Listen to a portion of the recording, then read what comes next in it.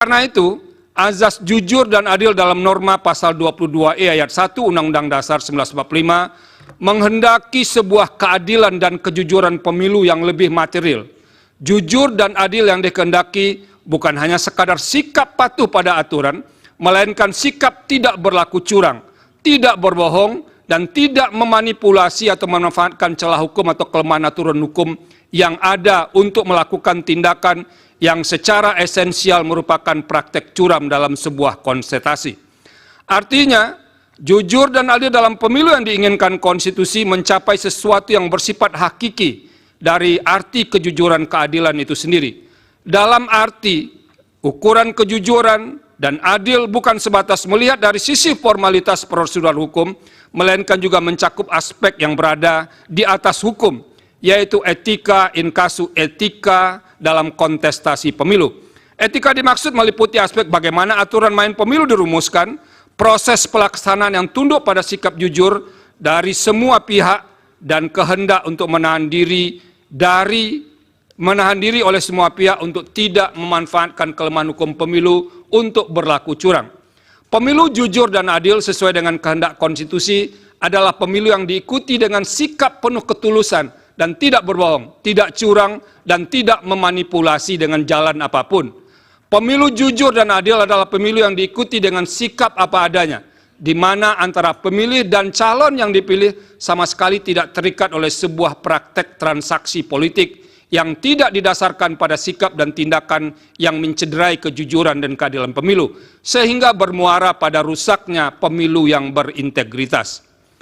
Menimbang bahwa berkenaan dengan semangat untuk mewujudkan azas jujur dan adil tersebut, sebagaimana telah ditegaskan dalam putusan Akuo dan telah dipraktekkan serta menjadi pendirian sejak memutus perselisihan tentang hasil pemilu presiden dan wakil presiden 2004, Mahkamah tidak hanya memutus sebatas angka-angka statistik semata. Apabila Mahkamah dipasung dan dibatasi itu hanya menilai atau memeriksa angka semata, sama saja dengan menurunkan derajat amanah konstitusi dalam menjaga nilai-nilai konstitusi atau constitutional values dan prinsip-prinsip demokrasi, democratic principles. Secara empirik, Mahkamah tidak membatasi diri untuk hanya memeriksa dugaan kesalahan penghitungan atau perbedaan selisih suara semata. Dalam hal ini, untuk mewujudkan roh pasal 24 ayat 1 Undang-Undang Dasar 1945, dalam menyelenggarakan peradilan guna menegakkan hukum dan keadilan, Mahkamah tidak memasung dirinya dengan tafsir sempit, hanya sebatas angka. Jikalau Mahkamah memasung dirinya hanya sebatas angka, upaya mewujudkan pemilu berintegritas tidak ubahnya seperti mencari jarum dalam tumpukan jerami. Oleh karena itu, perdebatan perihal apakah Mahkamah hanya berwenang untuk memeriksa perselisihan angka saja harus diakhiri. Sebagai peradilan konstitusi, Mahkamah akan terus dan harus terus berfokus pada memeriksa berbagai persoalan yang dapat memengaruhi hasil pemilu. Selain itu, saya menyadari konstrain waktu dalam proses pembuktian dalam persidangan perselisihan hasil pemilu presiden dan wakil presiden sangat terbatas dan relatif sangat singkat. Oleh karena itu, sebagai seorang hakim saya memandang bahwa karakteristik pembuktian tersebut harus ditempatkan dalam kerangka untuk memberikan atau menumbuhkan keyakinan hakim dengan menggunakan standar yang tidak mungkin disamakan dengan pembuktian material yang ketat menggunakan prinsip beyond a reasonable doubt. Namun demikian, hakim tidak boleh memutus tanpa adanya dasar bukti sama sekali. Akan tetapi seorang hakim konstitusi dapat memutus sepanjang bukti yang ada dan fakta yang diperoleh dalam persidangan masih relevan serta menambah keyakinan pada diri hakim dalam menjalankan fungsi peradilan konstitusi sebagai amanat pasal 24C ayat 1 Undang-Undang Dasar 1945. Menimbang bahwa sekalipun tidak tunduk pada persoalan angka semata, dalam putusan Akuo, Mahkamah telah menyatakan permohonan pemohon tidak beralasan menurut hukum untuk seluruhnya. Terhadap pertimbangan hukum Mahkamah dalam menanggapi dalil-dalil pemohon, pada pokoknya saya memiliki posisi hukum serupa pada sebagian isu tersebut, terkecuali untuk beberapa persoalan yang menjadi tumpuan perhatian saya, termasuk sebagian argumentasi dalam permohonan. Ada dua hal yang membuat saya mengambil haluan untuk berbeda pandangan. dengan pendapat mayoritas Majelis Hakim, yaitu dalam 1, persoalan mengenai penyaluran dana bantuan sosial yang dianggap menjadi alat untuk memenangkan salah satu peserta pemilu presiden dan wakil presiden. 2, perihal keterlibatan aparat negara, pejabat negara, atau penyelenggara di sejumlah daerah. Karena tidak mudah untuk membelahnya secara tegas, kedua masalah tersebut akan diuraikan secara berkelindan sebagai berikut. Bahwa pemohon mendalilkan persoalan di atas dalam uraian yang tersebar dalam sebagian besar permohonan, tanpa bermaksud menyederhanakan permasalahan tersebut, melainkan mempermudah dalam menjawab dalil permohonan. Saya tidak akan menanggapinya dengan memperinci setiap uraian dalil dalam permohonan. Saya mengambil inisiatif untuk menanggapi dalam 2 bahagian besar. Pertama, melihat aspek dalil dan fakta yang dikemukakan secara konkret dan spesifik, kemudian melihatnya secara umum dalam konteks pengelolaan anggaran negara dan pelaksanaan program pemerintah dalam kurun waktu yang berdekatan dengan penyelenggaraan pemilu. Dalam permohonannya, pemohon mengungkapkan fakta dan kejadian tertentu secara spesifik, yaitu dukungan yang diberikan Presiden terhadap pihak terkait, pasangan calon Presiden dan Wakil Presiden nomor urut 2. Dukungan dimaksud sebagaimana dalil pemohon dilakukan dengan cara mengalokasikan anggaran negara tertentu dan diwujudkan melalui pelaksanaan program pemerintah berupa penyaluran dana bantuan sosial. Ditambahkan oleh pemohon, salah satu mekanisme penyaluran dana bantuan sosial dilakukan dan atau dikemas beriringan dengan kunjungan kerja Presiden ke beberapa daerah. Cara demikian umum pemohon merupakan bentuk kampanye terselubung dan memberi kontribusi besar atau signifikan terhadap penambahan suara pasangan calon presiden dan wakil presiden nomor urut 2. Selanjutnya dianggap dibacakan. Namun demikian, fakta konkret sebagaimana menjadi objek penilaian di atas tidak bisa dilepaskan secara kontekstual atas pengaruh dari unsur-unsur lain yang menimbulkan hubungan sebab akibat. Sebagaimana membaca teks, maka membaca tidak hanya melihat pada huruf mati yang ada di hadapannya, melainkan harus pula mengetahui latar belakang susunan kata dan kalimat untuk dapat memahami makna dari teks dimaksud. Begitu pula halnya dengan membaca sebuah peristiwa. Kejadian itu tidak mungkin berdiri sendiri tanpa ada peristiwa lain yang memengaruhinya. Oleh karena itu, saya akan menilai dalil yang diutarakan pemohon mengenai penyaluran dana bantuan sosial yang dikaitkan dengan pengaruhnya bagi penambahan suara pasangan calon yang mendapat dukungan Presiden secara kontekstual. Hal ini pun sejatinya yang menjadi pertimbangan mahkamah secara umum dengan mengambil inisiatif untuk memanggil dan meminta keterangan beberapa menteri dalam persidangan. Saya percaya mahkamah pun ingin menggali lebih dalam terhadap dalil-dalil dan fakta yang diungkapkan oleh pemohon dan memeriksa silang dalil tersebut kepada pihak yang berwenang berkenaan dengan penyaluran dana bantuan sosial dikaitkan dengan unsur-unsur lain yang menimbulkan relasi sebab akibat. Ada beberapa hal penting yang menjadi pertimbangan saya terkait dengan isu penggunaan bantuan sosial untuk menilainya dalam konteks yang lebih umum, yaitu mengenai hakikat keuangan negara atau anggaran negara dan tugas pemerintahan serta pelaksanaan program pemerintah yang diimplementasikan berhimpitan dengan waktu penyelenggaraan pemilu, inkasu tahap kampanye dan pemungutan suara. Yang menjadi persoalan besar dalam kaitan antara penggunaan uang dalam pemilu adalah berkenaan dengan sumber dana tersebut. Jikalau uang yang digunakan peserta pemilu bersumber dari keuangan publik atau anggaran negara, maka derajat persoalan yang harus dihadapi akan bertambah berkali lipat.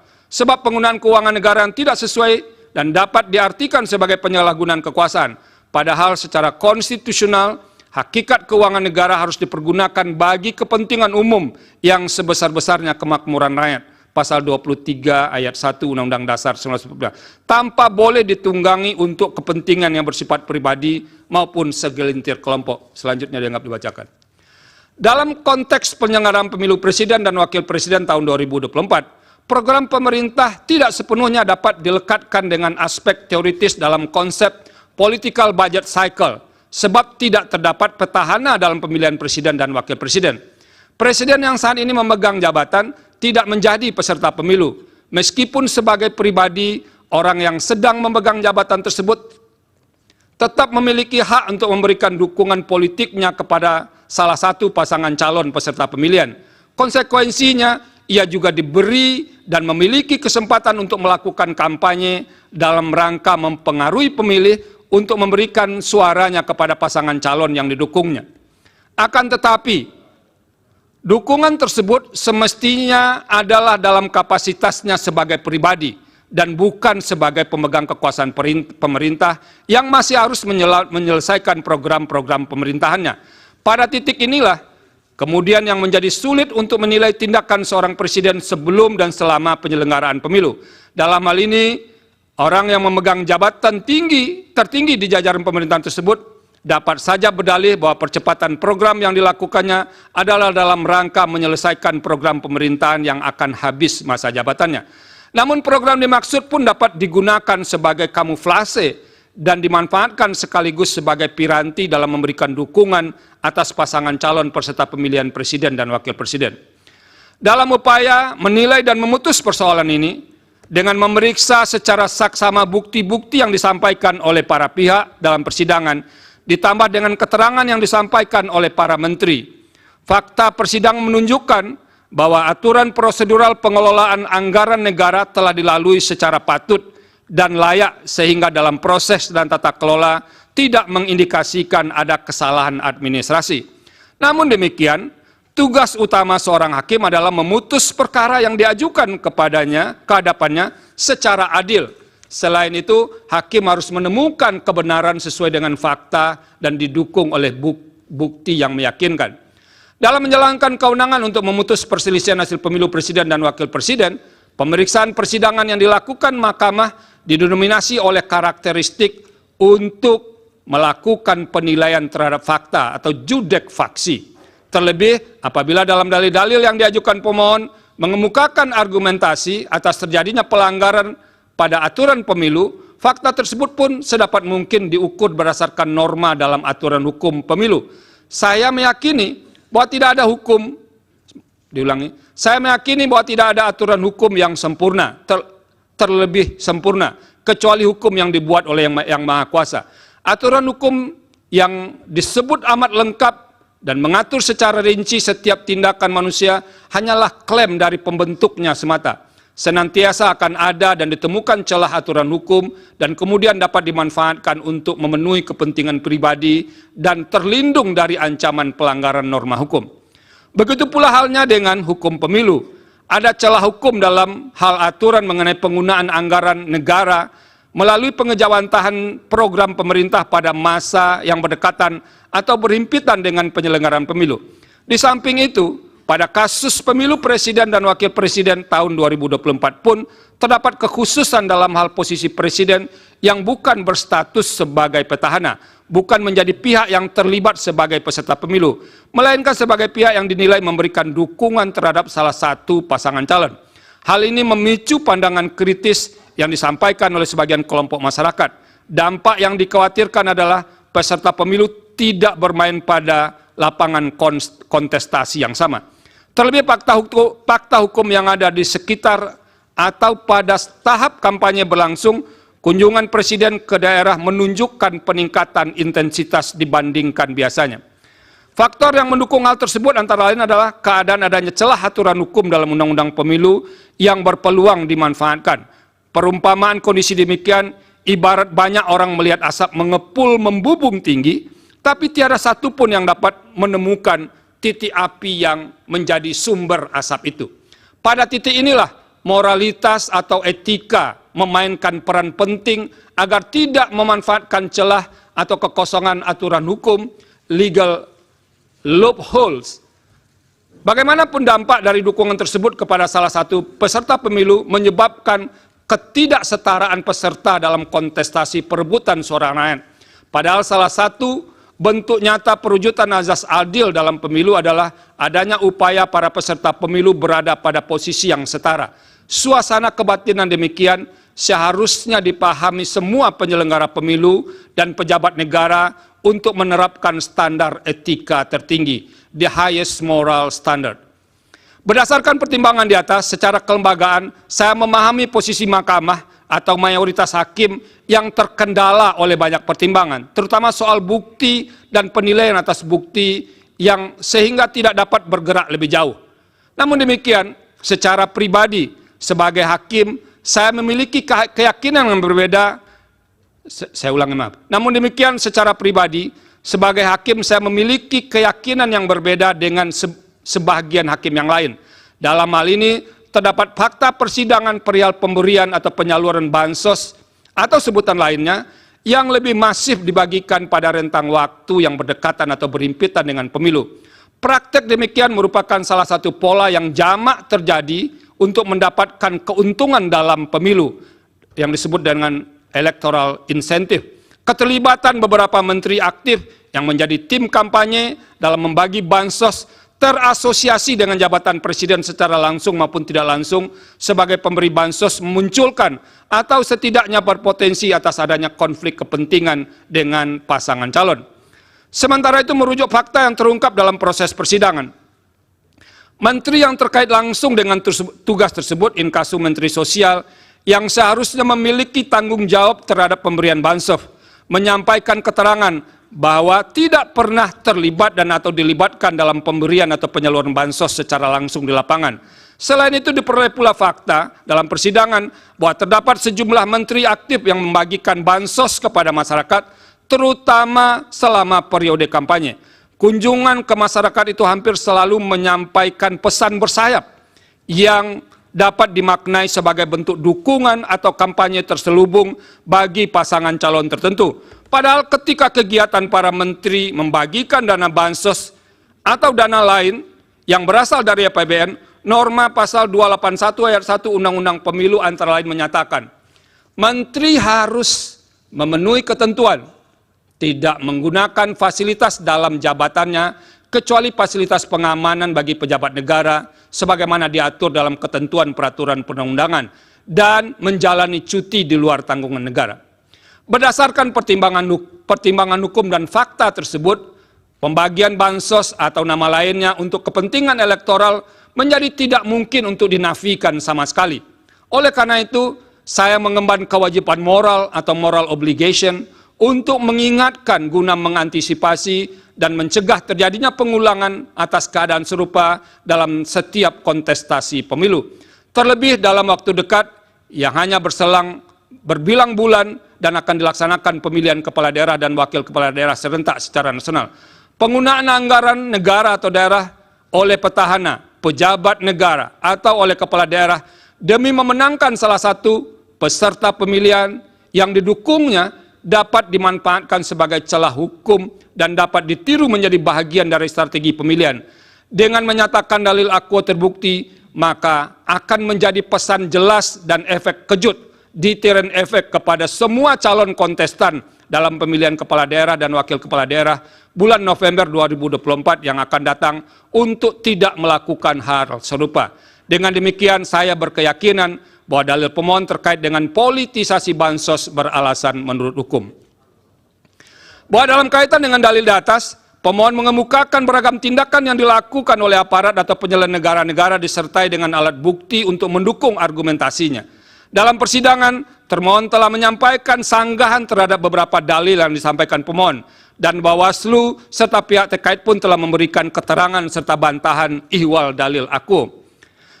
Salah satu posisi atau jabatan pemerintah yang kerap muncul dalam fakta persidangan adalah persoalan netralitas penjabat atau PJ kepala daerah dalam proses pemilu. Sebagaimana kita pahami, PJ kepala daerah yang terdapat di sekitar PJ kepala daerah yang terdapat di sekitar tahapan pemilu 2024, ini maaf tolong diperbaiki 2024, termasuk pemilu presiden dan wakil presiden merupakan konsekuensi masa transisi menuju penyelenggaraan pemilihan kepala daerah dan wakil kepala daerah serentak pada bulan November 2024. Sebagai PJ kepala daerah, mereka bukan berasal dari hasil pemilu, tapi ditunjuk oleh pejabat yang berwenang, inkasu Menteri Dalam Negeri atau Presiden. Secara normatif, eksistensi PJ kepala daerah didasarkan pada norma 201 ayat 9, ayat 10, dan ayat 11 Undang-Undang 10 2016. Artinya, pengisian PJ kepala daerah telah direncanakan dan diatur jauh sebelum penyelenggaraan pemilu 2024. Selain berkenaan dengan PJ kepala daerah, kepala desa termasuk salah satu aparatur negara yang kerap didalilkan pemohon, khususnya terkait dengan netralitas aparatur penyelenggara Ikhwal hal tersebut didasarkan pada fakta di persidangan terdapat banyak laporan kepada pengawas pemilu terkait dengan netralitas PJ kepala daerah karena dinilai memihak kepada salah satu pasangan calon. Selain itu, pengerahan kepala desa pun menjadi fakta yang dilaporkan dan juga muncul di persidangan. Setelah membaca keterangan Bawaslu dan fakta yang terungkap di persidangan, serta mencermati alat bukti para pihak secara saksama, saya menemukan bahwa terdapat masalah netralitas PJ kepala daerah dan pengerahan kepala desa yang terjadi, antara lain di Sumatera Utara, Jakarta, Banten, Jawa Tengah, Kalimantan Barat, dan Sulawesi Selatan.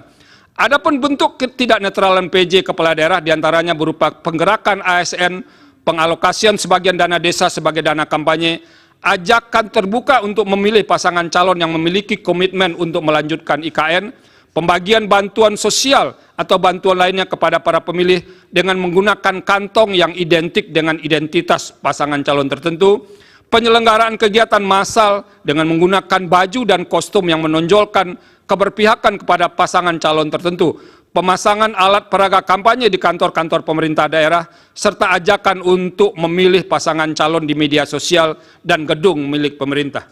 Selain soal netralitas PJ kepala daerah, terungkap juga sebagai fakta di persidangan adanya pengerahan atau mobilisasi kepala desa antara lain seperti di Jakarta dan di Jawa Tengah. Berbagai bentuk ketidaknetralan tersebut telah dilaporkan kepada Bawaslu dan sebagiannya terbukti. Terhadap laporan yang terbukti tersebut, Bawaslu telah merekomendasikan kepada instansi terkait seperti Komisi Aparatur Sipil Negara untuk menindaklanjuti karena terbukti melanggar peraturan perundang-undangan lainnya. Berkaitan dengan ketidaknetralan tersebut, KSN pernah merilis hasil survei pada Desember 2023 yang menunjukkan bahwa sebagian PJ kepala daerah dinilai belum optimal dalam pengawalan netralitas ASN. Salah satu penyebab utamanya adalah intervensi politik sehingga membuat ASN melanggar netralitas. Sementara itu sebagian laporan yang disampaikan kepada Bawaslu dinilai tidak terbukti karena tidak memenuhi syarat formil atau material. Namun Bawaslu tidak memberitahu kekurang lengkapan syarat dimaksud. Hal demikian sebenarnya dapat dipandang sebagai cara Bawaslu menghindar untuk memeriksa substansi laporan yang berkenaan dengan pelanggaran pemilu.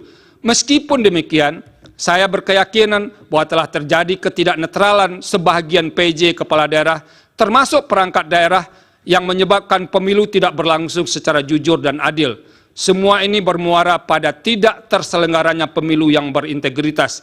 Dengan demikian, dalil pemohon aku beralasan menurut hukum.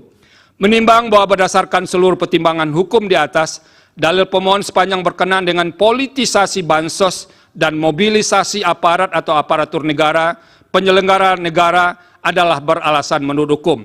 Oleh karena itu, demi menjaga integritas penyelenggaraan pemilu yang jujur dan adil, maka seharusnya Mahkamah memerintahkan untuk melakukan pemungutan suara ulang di beberapa daerah sebagaimana yang disebut dalam pertimbangan hukum di atas. Terima kasih.